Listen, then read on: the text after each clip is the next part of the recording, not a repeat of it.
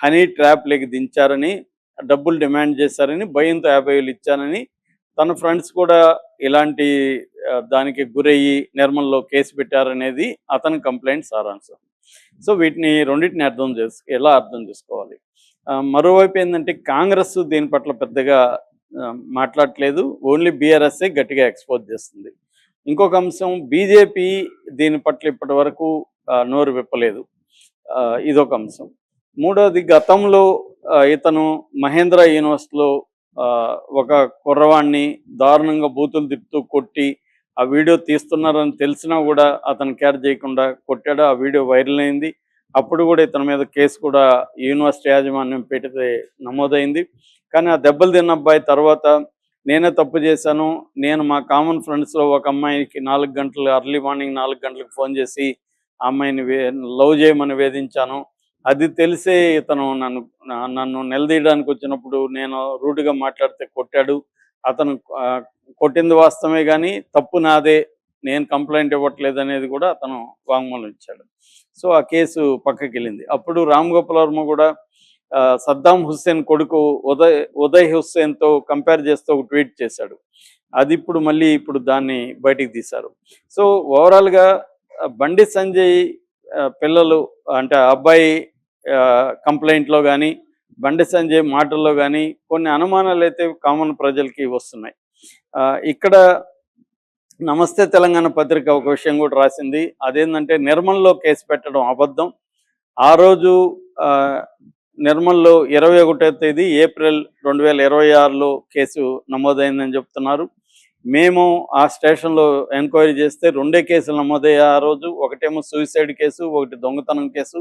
ఈ కేసు నమోదు కాలేదు మా ఇన్వెస్టిగేషన్లో అని నమస్తే తెలంగాణ చెప్తుంది. అలాగే నిర్మల్ ఎస్పీ జానకి షర్మిల, ఆమె కూడా క్లియర్గా మేము ఫోన్ చేసినప్పుడు చెప్పింది అటువంటి కేసు ఏమీ నమోదు కాలేదని. అంటే భగీరథ అబద్ధం చెప్తున్నాడు అని వీళ్ళు చెప్తున్నారు.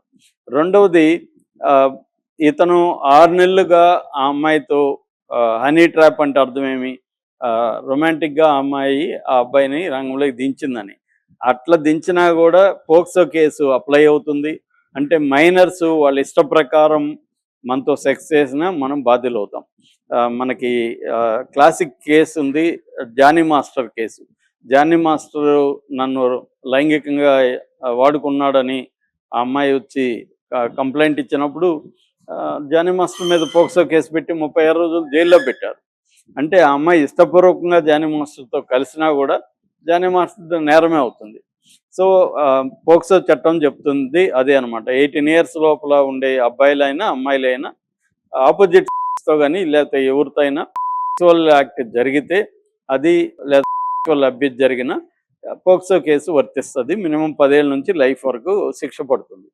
ఆ రకంగా ఈ అబ్బాయి ఈ కంప్లైంట్ ఇవ్వడం ద్వారా తనే ఇరుక్కున్నాడు అనేది నమస్తే తెలంగాణ కథనం. ఎందుకంటే తను కన్ఫైన్ అయ్యాడు. నేను తిరిగాను, ఆ అమ్మాయితో వేరే ఊర్లకు వెళ్ళాను అవన్నీ చెప్తున్నాడు.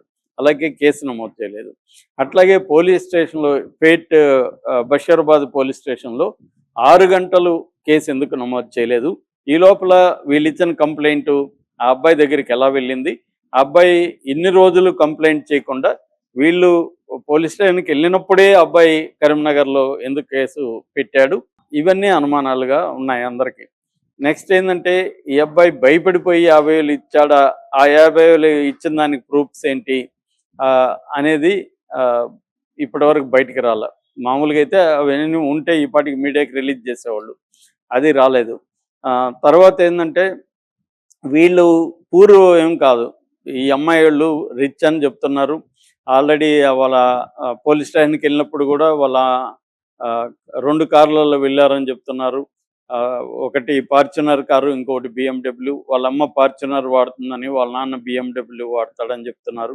వాళ్ళు ఏదో పూర్ అయ్యి వీడి దగ్గర డబ్బులు లాగాలనే టైప్ కాదు అనేది కూడా చెప్తున్నారు. సో ఏదేమైనా ఈ అబ్బాయి మీద ఆల్రెడీ నెగిటివిటీ అయితే ఉంది. ఈ అబ్బాయి వీడియోలు కూడా కొన్ని ఫోటోలు కూడా బయటకు వచ్చాయి. సో ఇతను చేసి ఉంటాడని ప్రజలైతే ఎక్కువ నమ్ముతున్నారు. పోలీసులు కూడా దీని మీద సత్వరం స్పందించలేదు. మామూలుగా పేదవాడు ఎవరైనా ఇలాగా ఒక మైనర్ బాలిక చేసి ఆ అమ్మాయి ఆత్మహత్య చేయడానికి ట్రై చేస్తుంటే ఈ పాటికి వాడిని ఎన్కౌంటర్ చేయండి అని సమాజం అంతా గోల చేసేది. కొన్నిసార్లు ఎన్కౌంటర్లు కూడా చేశారు. నేను కూడా చాలాసార్లు చెప్పాను, ఇటువంటి ఎన్కౌంటర్లలో చనిపోయేది పేదవాళ్ళే. రిచ్ వాళ్ళు, మినిస్టర్ల కొడుకులు, ఎమ్మెల్యేల కొడుకులు ఇలాంటివి చేసినప్పుడు సమాజము డిమాండ్ చేయదు, పోలీసులు కూడా వాళ్ళ మీద ఏమీ చర్యలు తీసుకోరు. ఇప్పుడు ఇతని మీద పోక్సో కేసు పెట్టారు, కానీ మామూలుగా అయితే జానీ మాస్టర్ని కూడా పోక్సో కేసు పెట్టి అరెస్ట్ చేసి జైలు వేశారు. ఇతను వేయరు, ఎందుకంటే ఇతను సెంట్రల్ హోమ్ మినిస్టర్ కొడుకు కాబట్టి ఇతనికి పోలీసులు తాకడానికి భయపడతారు. పైగా బాధితుల మీదే బండల్లాగా విక్టిమ్స్ని నిందితులుగా చేరుస్తూ ఒక నెరేటివ్ వల్లి తమ మీడియా ద్వారా, తమకున్న సర్కిల్స్ ద్వారా మేనేజ్ చేస్తున్నారన్న విమర్శలు కూడా వస్తుంది.